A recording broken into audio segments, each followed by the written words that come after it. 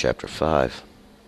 Hear this, O you priest, and attend, you house of Israel, and give ear, O house of the king, for unto you pertaineth the judgment. For you have been a snare on Mizpah, and a net spread upon Tabor. And they that fall away are gone deep in making slaughter, and I am rejected of them all. I, even I, know Ephraim, and Israel is not hid from me. For now, O Ephraim, you have committed harlotry. Israel is defiled. Their doings will not suffer them to return unto their God. For the spirit of harlotry is within them, and they know not the Lord. But the pride of Israel shall testify to his face, and Israel and Ephraim shall stumble in their iniquity. Judah also shall stumble with them. With their flocks and with their herds they shall go to seek the Lord, but they shall not find him. He has withdrawn himself from them. They have dealt treacherously against the Lord, for they have begotten strange children. Now shall the new moon devour them with their portions. Blow you the horn in Gibeah, and the trumpet in Ramah. Sound an alarm in Bethaven. Behind you, O Benjamin, Ephraim shall be desolate in the day of rebuke. Among the tribes of Israel do I make known that which shall surely be. The princes of Judah are like them that remove the landmark. I will pour out my wrath upon them like water. Oppressed is Ephraim, crushed in his right, because he willingly walked after filth. Therefore am I unto Ephraim as a moth, and to the house of Judah as rottenness. And when Ephraim saw his sickness, and Judah his wound, Ephraim went to Assyria, and sent to King Contentious. But he is not able to heal you, neither shall he cure you of your wound. For I will be unto Ephraim as a lion, and as a young lion to the house of Judah. I, even I, will tear and go away. I will take away, and there shall be none to deliver. I will go and return to my place, till they acknowledge their guilt, and seek my face. In their trouble they will seek me earnestly. Okay, let's go to verse 1. Now yesterday, Hosea, or last chapter, Hosea is beginning to point out exactly the problems. He's addressing these people of Israel and Judah, telling them of their sins, telling them what they have done wrong, and how they have been to God like a bride to be, even, and they have played the part of a harlot. Yet God has tried to bring them even back then, and they have continued in their harlotry. Verse 1, Hear this, O you priest, and attend, you house of Israel, and give ear, O house of the king, for unto you pertaineth the judgment. For you have been a snare on Mizpah, and a net spread upon Tabor. Here, God has got a little message. Who's it to? It's to the priest, the house of Israel, all those that are scattered out in the nations. You may not know who you are, but you will. And give ear, you house of the king. This house of the king, this house which God made for the king. Now, God said, I'll build you a house. And he did, and we see now what he did. He used this house of the king for example, and he continues to do so. Why? Because you have been a snare. You're a snare. You're made for a snare. This is the purpose which you made. See, you've become a snare now to the people, and so God's using you as a snare. He's going to take you in a snare to Mizpah. This Mizpah is this watchtower, this place where the watchman would get and look for the enemy now. But the king's been a snare. In other words, he's cohorted now with the enemy, and he's like an inside man. And the net is spread upon Tabor. Tabor is this mound of breaking, this mound of broken pieces, and this is that net or this covering now that which covers it. Why? So we can't see this mound of broken pieces. 2, and they that fall away are gone deep in making slaughter, and I am rejected of them all.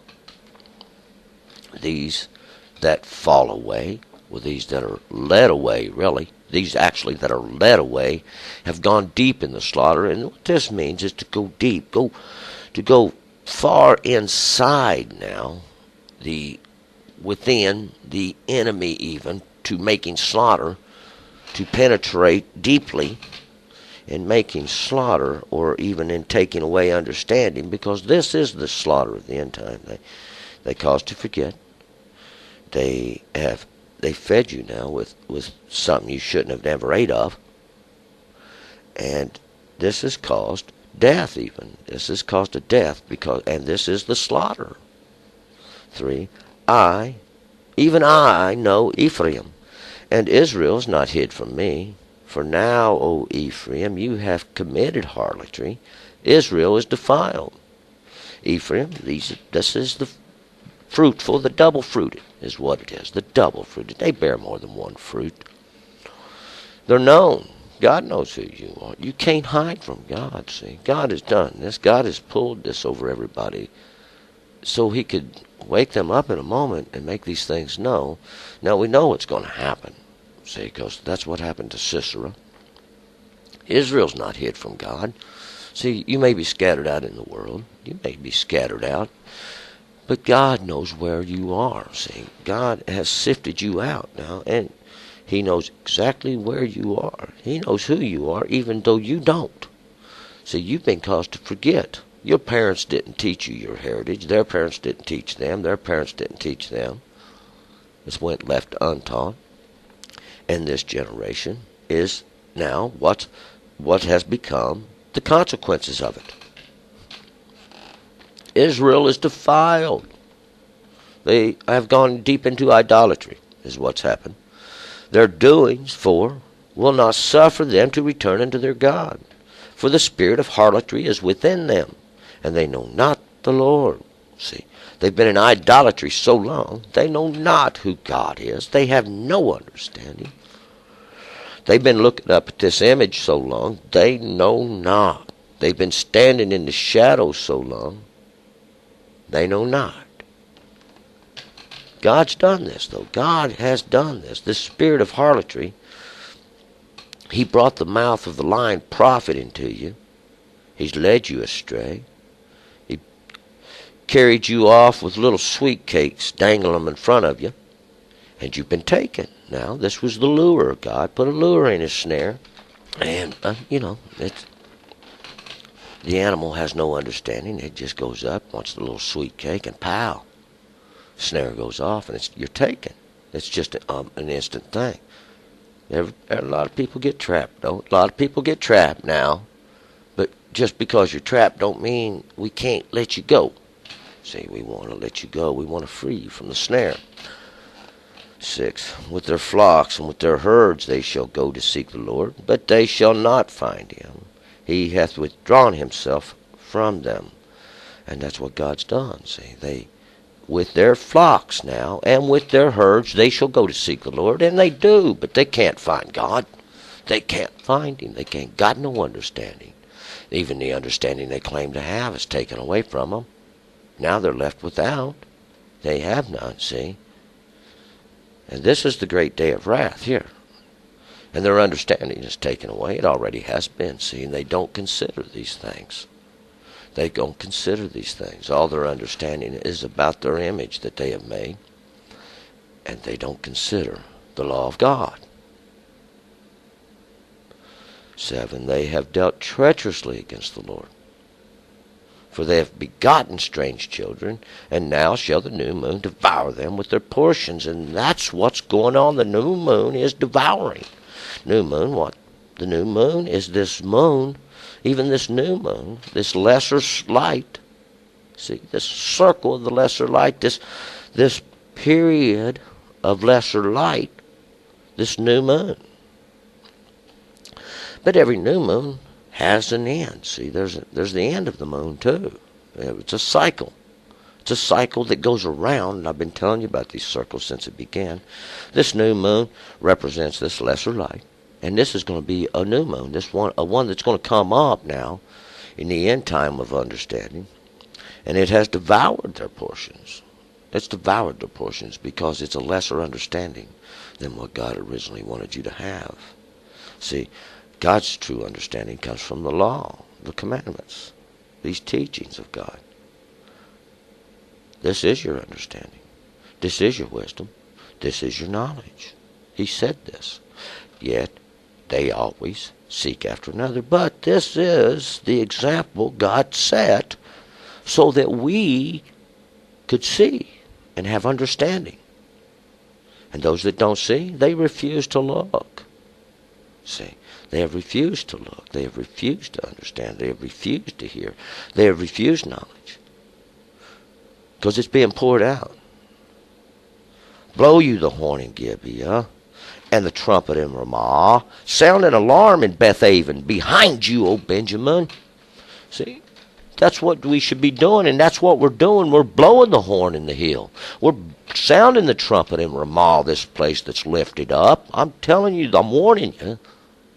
Now, we're warning you with the scriptures, with the prophets, of what's to be. We're going to find it out in a minute. What's to be is made known now. Behind you, O Benjamin, son of my right hand, son of my work. Behind you. Well, Benjamin's been led out of the city now. And it's behind him the city has been taken. It was the oldest trick in the book.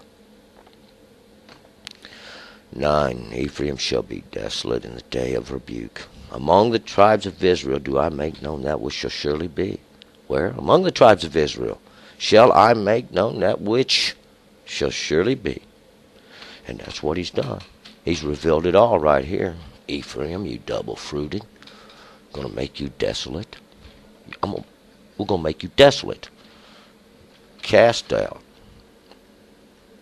The princes of Judah are like them that remove the landmark, and I will pour out my wrath upon them like water, like a great flood. This wrath he's going to make known now in the end, see? And this is this wrath, this rebuke of God. Going to pour it out like water. You have not followed the law. Have you followed the law? Or have not you followed the laws of men, obeying the statutes of Omri? See, following the commandments of the king. But that's what you've done. That's what you've done. See, and you've been led now, but led astray. 11. Oppressed is Ephraim, crushed in his right, because he willingly walked after filth. What this should say is pressed down. Something's mashing Ephraim. See, and what is it? It's the judgment of God. He's crushed in his judgment. Crushed in his judgment. Because he willingly walked after filth. This filth is, what it is making a mockery now. Making a mockery of the law of God. Making a mockery in a mimicking sense. Trying to mimic it. Trying to mock it now. In the fact that they have imputed into their image now that of God. That of God. They have imputed unto their image. Therefore am I unto Ephraim as a moth, and to a house of Judah as rottenness. And what's this moth do? Well, he eats the garment now full of holes. The day will come, they'll go to grab the garment now, and they put it on, and it'll be full of holes. The moth has eaten it. The house of Judah has rotted now. Why? They've become stagnant and laid there. And when Ephraim saw his sickness, and Judah his wound, Ephraim went to Assyria, and sent to King Contentious, but he is not able to heal you, neither shall he cure you of your wound. This Contentious, this King James says Yarab. Yarab is what the scriptures say over here. We can translate Yarab. It's like Jeroboam. Remember Jeroboam? Yarab means contend. Contender. These that contend. These that want to argue with God. They want to argue and contend with the Lord.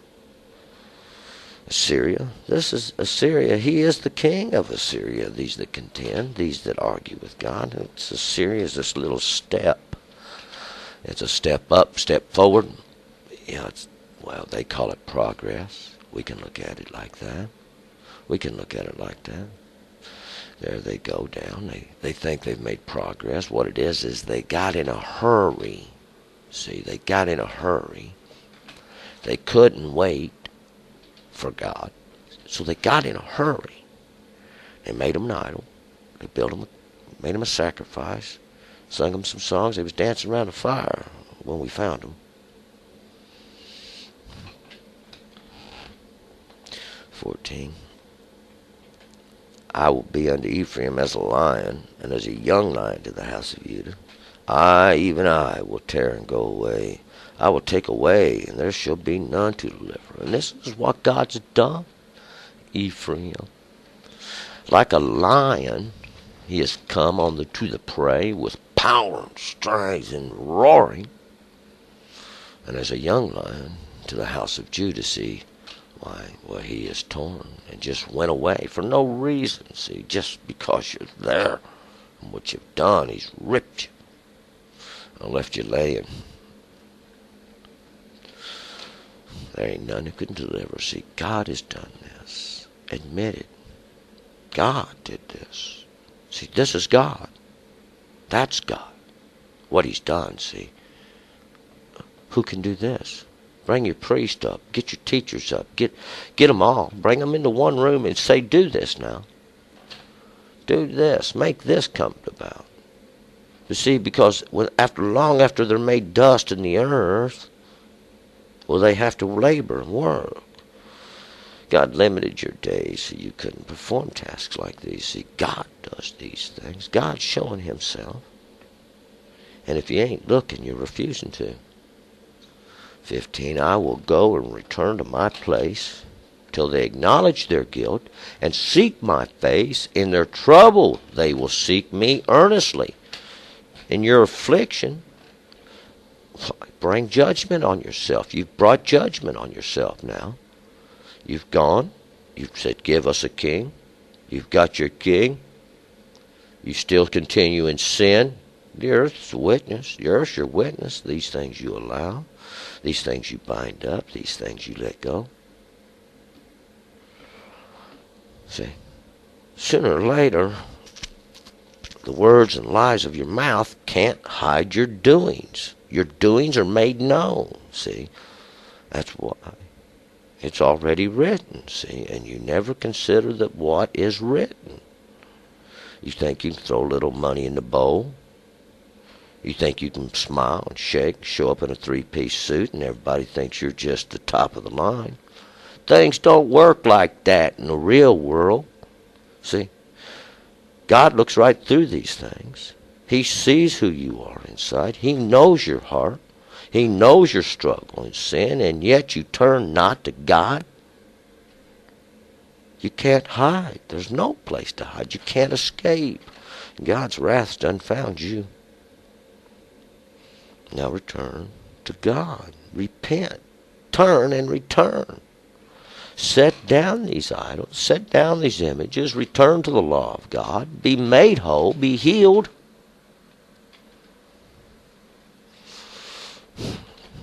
Well, continue in your ignorance now, willingly, with knowledge.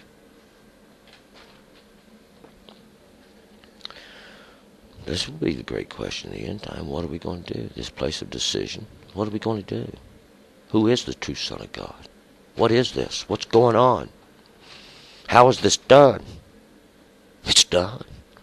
There's none can change these things that are done. Wrath of God. It's the wrath of God that's upon us. Turn.